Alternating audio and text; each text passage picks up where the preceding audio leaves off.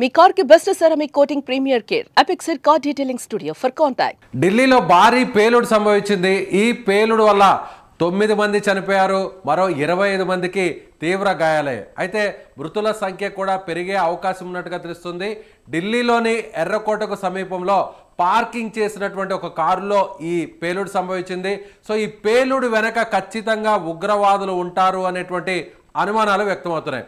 So ఇవాళే దాదాపు 2900 కిలోల పేలుడు పదార్థాలను ఢిల్లీకి సమీపంలో ఉన్నటువంటి ఫరీదాబాద్లో అటు అధికారులు స్వాధీనం చేసుకున్నటువంటి కొన్ని గంటల్లోనే ఈ పేలుడు సంభవించింది. దీని గురించి డిస్కస్ చేద్దాం. మనతో పాటున్నారు retired army officer, retired major SPS Oberoi గారు. ఓబరాయ్ గారు, ఖచ్చితంగా ఇది ఉగ్రవాదుల పని అనుకోవచ్చా? 100% సార్. ఎందుకంటే ఈ స్కేల్ అంటే ఈ బాంబ్ బ్లాస్ట్ స్కేల్ 150 మీటర్స్ లో అసలు ఏమి మిగలలేదు సార్. అంటే న్యూస్ రిపోర్ట్ లో ఇనిషియల్ ఎలా వచ్చిందంటే ఇది ఒక సిలిండర్ బ్లాస్ట్ లాగా వచ్చింది, కానీ ఇది సిలిండర్ బ్లాస్ట్ మాత్రం కాదు. సిలిండర్ బ్లాస్ట్ అయితే మహా అయితే ఒక్క కార్ పేలుతుంది, చుట్టుపక్కల ఉన్న కార్ అద్దాలు మాత్రమే పగులుతాయి, కానీ ఇలా చుట్టుపక్కల ఉన్న కార్లన్నీ ధ్వంసం అవ్వవు సార్. సో 100% ఇది టెర్రర్ అటాకే.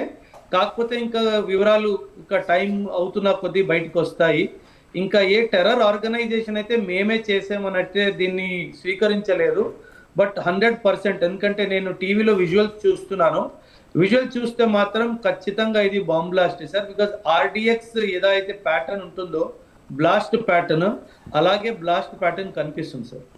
సో అలాగే హర్యానా స్టేట్లో ఉన్నటువంటి ఫరీదాబాద్లో ఇవాళ పెద్ద ఎత్తున అంటే 3 టన్నుల వరకు ఉండేటువంటి అమోనియం నైట్రేట్ని కొంత ఆర్డిఎక్స్ని కూడా స్వాధీనం చేసుకున్నారు అధికారులు.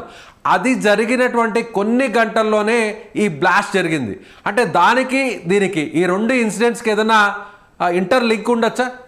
ఉండొచ్చు. ఇన్ఫాక్ట్ మనకి 1993లో ముంబై బాంబ్ బ్లాస్ట్ ఎలాగైతే జరిగిందో సిరీస్ బాంబ్ బ్లాస్ట్ జరిగింది సార్. అదే విధంగా వీళ్ళు ఢిల్లీలో ఏదో ప్లాన్ చేశారు, కొంచెం సామాన్ ఢిల్లీకి వచ్చేసింది, కొంచెం ఫరీదాబాద్లో పట్టుబడిపోయింది. కాబట్టి ఇంకా బ్లాస్ట్ని వీళ్ళు డిలే చేయకుండా ఢిల్లీకి చేరుకున్న సామాన్తో బ్లాస్ట్ చేయడం జరిగింది అనేది నా అనుమానం. సో ఇటీవల చూస్తే అధికారులు, ఎన్ఎస్జీ అధికారులు కావచ్చు, లేదంటే ఎన్ఐఏ కావచ్చు, ఎక్కడికక్కడ ఉగ్రవాదుల కుట్రను భగ్నం చేస్తున్నారు. పెద్ద ఎత్తున పేలుడు పదార్థాలను స్వాధీనం చేసుకుంటున్నారు. ముష్కర్లను కూడా ఎక్కడికక్కడ అరెస్ట్ చేస్తున్నారు. అలాగే జమ్మూ అండ్ కాశ్మీర్లో కూడా ఎన్కౌంటర్ కూడా చేస్తున్నారు.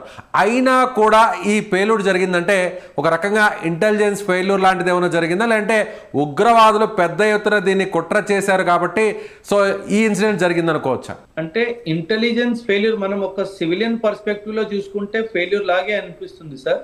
బట్ ఎందుకంటే సార్ ఎనీ ఇంటెలిజెన్స్ మనము డే టు డే లైఫ్లో మనం సాధారణంగా ఆఫీస్కి వెళ్ళి, కాలేజ్కి వెళ్ళి, ఇన్స్టిట్యూట్కి వెళ్ళి సాధారణంగా లైఫ్ గడుపుతాము. ఎన్ని టెర్రరిస్ట్ అటాక్లు ఎన్ఐఏ కానీ ఎన్ఎస్జీ వాళ్ళు కానీ దీన్ని తప్పిస్తారో ఆ అవగాహన ఎప్పుడు మీడియాలో రాదు సార్. ఎందుకంటే ఆ సంఘటన జరగలేదు కాబట్టి. జరిగిన సంఘటన వస్తుంది, జరగని సంఘటన రాదు కాబట్టి ఎన్ని బాంబ్ బ్లాస్ట్లు ఆపారో దానికి లెక్క ఓపెన్ సోర్స్లో రాదండి కనీసం. బట్ డెఫినెట్లీ మీరు అన్నట్టుగా బాంబ్ బ్లాస్ట్ జరిగింది అంటే ఎవరో సక్సెస్ అయ్యారు, ఎవరో ఫెయిల్ అయ్యారు. సో ఒక విధంగా చూసుకుంటే ఇంటెలిజెన్స్ ఫెయిల్యూర్ అనొచ్చు. బట్ అదే విధంగా చూసుకుంటే చెప్తారు కదా, ఎవ్రీ కాయిన్ హ్యాస్ 2 సైడ్స్ అనేసి. సో వీళ్ళు ఇంకా ఖచ్చితంగా చేసి తీరాలి అనుకుంటే, ఎందుకంటే మన దేశం చాలా పెద్ద దేశం సార్. అంటే ఫుల్ ప్రూఫ్ అరేంజ్మెంట్ ఎప్పుడు కుదరకపోవచ్చు. సో అందుకే వీళ్ళు ఇమాజిన్ 2900 కిలోగ్రామ్స్ అంటే దాదాపు 3 టన్నుల విస్ఫోట పదార్థం వీళ్ళు ట్రావెల్ చేస్తున్నారు అంటే చాలా పెద్దదేదో ప్లాన్ చేశారు సార్. కానీ ఇప్పుడు దాన్ని ఒక చిన్న బ్లాస్ట్తో ముగించారు అంటే ఒక విధంగా చూసుకుంటే మన ఇంటెలిజెన్స్ ఏజెన్సీ సక్సెస్ అని మనం భావించవచ్చు. సో మరోవైపు కూడా మరో వాదన కూడా వినిపిస్తుంది ఓబరాయ్ గారు, ఇది టెర్రరిస్టుల అటాక్ కాదు, ఇది వేరే రకమైనటువంటి బ్లాస్టింగ్ అనేది కూడా ఒక రకమైనటువంటి అనుమానాన్ని వ్యక్తం చేస్తున్నారు. అంటే యాజ్ ఏ ఒక సీనియర్ రిటైర్డ్ ఆర్మీ ఆఫీసర్గా సో మీ ఎక్స్పెక్టేషన్ ఎలా ఉంది? ప్రస్తుతం వచ్చినటువంటి ఏదైతే ఫుటేజ్ కావచ్చు, లీడ్స్ కావచ్చు, ఎవిడెన్స్ కావచ్చు, వీటిని చూస్తే యాజ్ ఏ ఎక్స్పర్ట్గా మీరేం చెప్తారు? సార్ ఎందుకు అంటున్నానంటే మీరు బ్లాస్ట్ టైమింగ్ చూసుకోండి సార్. బ్లాస్ట్ టైమింగ్ ఎప్పుడుంది? ఎప్పుడైతే ఆ ఏరియాలో ఎక్కువ ప్రజలు ఉంటారో, 6:55 PM. అది పీక్ అవర్స్ సార్. ఏ మెట్రో స్టేషన్ దగ్గరైనా, ఏ మాన్యుమెంట్ దగ్గరైనా అది పీక్ టైం కాబట్టి ఆ టైంలో బ్లాస్ట్ జరిగింది కాబట్టి వీళ్ళు చాలా తెలివిగా ప్లాన్ చేసుకొని చేశారు సార్. అది ఏ మధ్యాహ్నం పూటో ఏ అర్ధరాత్రి పూటో జరిగితే మనం ఇంకేదైనా బ్లాస్ట్ అనుకోవచ్చు, కానీ ఇంత కరెక్ట్గా ఇంత సూటిగా మ్యాక్సిమం క్రౌడ్ ఎప్పుడైతే అక్కడ ఉంటారో ఆ టైంని చూసుకొని బ్లాస్ట్ చేశారు కాబట్టి నా అనుమానం అయితే ఇది టెర్రరిస్ట్ అటాక్ చేశారు. సో అలాగే హైదరాబాద్లో కూడా ఒబ్రాయ్ గారు ఇవాళ ఒక డాక్టర్ను కూడా అదుపులోకి తీసుకున్నారు. అతను ఆముదానికి సంబంధించినటువంటి ఆ గింజల నుంచి ఒక సాయిల్ని తీసి ఆ సాయిల్ని ఒక విష పదార్థంగా చాలా దారుణమైన, అంటే సైనైడ్ కంటే కూడా ప్రమాదకరమైనటువంటి ఒక విష పదార్థాన్ని తయారు చేసేటువంటి డాక్టర్, ఆ డాక్టర్ని కూడా అదుపులో తీసుకున్నారు. అతనికి సంబంధించినటువంటి ఆ ల్యాబొరేటరీని, ఆ కెమికల్స్ని, ఆ ఎక్విప్మెంట్ అంతా కూడా మొత్తం అంతా కూడా స్వాధీనపరుచుకున్నారు. అలాగే ఫరీదాబాద్లో కూడా 3 టన్నులు ఉన్నటువంటి అమోనియం నైట్రేట్ని, కొంత ఆర్డిఎక్స్ని కూడా స్వాధీనపరుచుకున్నారు. అది జరిగినటువంటి కొన్ని గంటల్లోనే అందులోనూ మన క్యాపిటల్ అలాగే పూర్తిగా రద్దీగా ఉండేటువంటి మెట్రోకి సంబంధించినటువంటి ఒక ఎంట్రీ పాయింట్ దగ్గర, గేట్ నెంబర్ 1 దగ్గర, అది కూడా ఎర్రకోటకి సమీపంలోనే జరిగింది. దీని ఎలా చూడాలి? ఖచ్చితంగా సార్, మీరు డాక్టర్ది చెప్పారు కదా, ఇది ఒక బయలాజికల్ వార్ఫేర్ లా కూడా మనం భావించవచ్చు సార్. ఎలా అంటే వీళ్ళు ఇలా విష పదార్థాలు మన వాటర్ సప్లైలో కానీ ఏదో పాండ్లో కానీ కలిపేసి అలా biological chemical and biological attacks అని అంటాం సార్. సో ఖచ్చితంగా వీళ్ళు ఏదో పెద్ద కుట్ర, పాకిస్తాన్ కానీ వేరే ఎవరైతే దీని వెనుకున్నారో, ఇంకా కొంచెం టైం గడిస్తే తెలుస్తుంది సార్ ఎవరు చేశారు అన్న విషయము. మనందరికీ తెలుసు పాకిస్తాన్ ఎలా ఆఫ్ఘనిస్తాన్తో యుద్ధం ఇప్పుడు చేస్తుందో, ఎక్కడో దానికి కారణం భారతదేశం అని చెప్పి పాకిస్తాన్ భావిస్తుంది. కానీ భారతదేశం మాత్రం చాలా స్పష్టంగా చెప్పేసింది, ఆఫ్ఘనిస్తాన్కి పాకిస్తాన్కి మధ్యలో జరుగుతున్న గొడవలో భారత్కి ఎటువంటి సంబంధం లేదు, అది మీ బౌండరీకి సంబంధించి డిస్ప్యూట్ అని చెప్పి చెప్పడం జరిగింది సార్. కానీ పాకిస్తాన్ వాళ్ళు దాన్ని అలా భావించట్లేదు. సో ఖచ్చితంగా వాళ్ళ దేశంలో ఉన్న ప్రజల్ని ఒక సహానుభూతి అందించుకోవాలి అన్న ఒక ప్రయత్నంలో జరుగుతున్నదే ఈ ప్రయత్నాలన్నీ సార్. ఒకవైపు టెర్రరిస్ట్ అటాక్లు, ఇంకోవైపు కెమికల్ అండ్ బయలాజికల్ వార్ఫేర్ చేయడానికి కూడా వీళ్ళు ప్రయత్నిస్తున్నారు సార్. అందుకే సివిల్ సప్లైస్ డిపార్ట్మెంట్లో ఎవరైతే ఉన్నారో వాళ్ళు చాలా జాగ్రత్త వహించాల్సిన అవసరం ఉంది సార్. అంటే ఎక్కడైతే వాటర్ బాడీస్ని కంట్రోల్ చేసే వాళ్ళు ఉంటారో, వాటర్ని మెట్రో సిటీస్కి రిలీజ్ చేసే వాళ్ళు ఉంటారో, వాళ్ళని చాలా జాగ్రత్తగా మానిటర్ చేసే ఎంతో అవసరం ఉంది సార్. ఒకవేళ ఈ బ్లాస్ట్కి ఖచ్చితంగా ఉగ్రవాదులు, ఉగ్రవాద సంస్థలు, అలాగే దీని వెనక పాకిస్తాన్ కానీ ఉంటే, సో పెహల్గామ్లో జరిగినటువంటి అటాక్ తర్వాత ఏం జరిగిందో తెలుసు. ఇండియా పాకిస్తాన్ మధ్య పెద్ద ఎత్తున వార్ కూడా నడిచింది. ఆపరేషన్ సింధూర్ కూడా చేపట్టాం. సో చాలామంది ఉగ్రవాదుల్ని మట్టుబెట్టాం, వాళ్ళ స్థావరాలను కూడా ఇక్కడి నుంచే కూల్చివేశాం. సో ప్రపంచం అంతా కూడా ఒక రకంగా భయపడేటువంటి స్థాయిలో సో మనం వాళ్ళని అటాక్ చేసాం. అయితే ఇప్పుడు మళ్ళీ ఆపరేషన్ సింధూర్ తర్వాత ప్రధానమంత్రి కూడా ఒక మాట చెప్పారు, ఉగ్రవాదులు మన దేశానికి, మన దేశంలో ఉన్నటువంటి పౌరులను ఏమాత్రం కూడా ఇబ్బంది పెట్టినా, దీని వెనక పాకిస్తాన్ హస్తం ఉంది అని తెలిసినా కూడా ఆపరేషన్ సింధూర్ మళ్ళీ ప్రారంభమవుతుంది అనేటువంటి హెచ్చరిక చేశారు. సో ఈ ఇన్సిడెంట్ వెనక ఒకవేళ ఖచ్చితంగా పాకిస్తాన్ ఉంటే, ఖచ్చితంగా ఉగ్రవాదుల సంస్థలు ఉంటే ఆ దేశానికి సంబంధించినవి ఎలా ఉండబోతుంది, దీని పర్యవసనం ఎలా ఉండాలని కోరుకుంటారు యాజ్ ఏ ఒక రిటైర్డ్ ఆర్మీ ఆఫీసర్గా, రిటైర్డ్ మేజర్గా?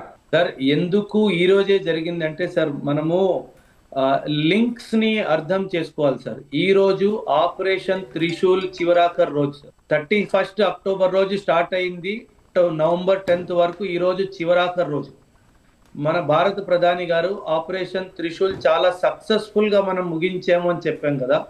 సో ఖచ్చితంగా ఆపరేషన్ త్రిశూల్ సక్సెస్ కాదు. చూడండి, మీరు ఆపరేషన్ త్రిశూల్ చేసినప్పుడే అది ముగిసే లోపు మేము ఒక టెర్రరిస్ట్ అటాక్ చేసాము అని చెప్పి ఒక మెసేజ్ అందించడానికి ఖచ్చితంగా పాకిస్తాన్ చేసిన దుస్సాహసం అన్నది నా అభిప్రాయం సార్. ఒకవేళ దీన్ని సీరియస్గా తీసుకుంటే సో మన ఇండియన్ గవర్నమెంట్ దీని రియాక్షన్ ఎలా ఉండే అవకాశం ఉంటుంది సార్? 100%. ఇన్ఫ్యాక్ట్ ఆపరేషన్ సింధూర్ అప్పుడు కూడా నేను మీ ఛానల్ ద్వారా కానీ మాట్లాడుతున్నప్పుడు నేను ఒకటే మాట అన్నాను సార్, ఎందుకంటే పాకిస్తాన్ టెర్రరిజం చెయ్యకుండా ఉండలేదండి. పాకిస్తాన్ ఖచ్చితంగా టెర్రరిజం చేయాల్సిందే. పహల్గామ్ అప్పుడు కూడా నేను చెప్పాను, మహా అయితే 3 నుంచి 5 నెలలు వీళ్ళు ఊరుకొని ఉంటారు. ఆ తర్వాత ఖచ్చితంగా ఏదో ఒకటి చేస్తారు. ఎందుకంటే మనకు గుర్తుంటే మౌలానా మసూద్ అజర్ చాలా ఓపెన్ గా ఇండియాకి వార్నింగ్ ఇచ్చాడు. ఏమని? నా మనుషుల్ని, నా బంధువుల్ని పొట్టను పెట్టుకున్న భారతదేశాన్ని వదిలేదే లేదు, ఖచ్చితంగా నేను మళ్ళీ టెర్రరిస్ట్ అటాకులు చేస్తాను అని చెప్పాడు.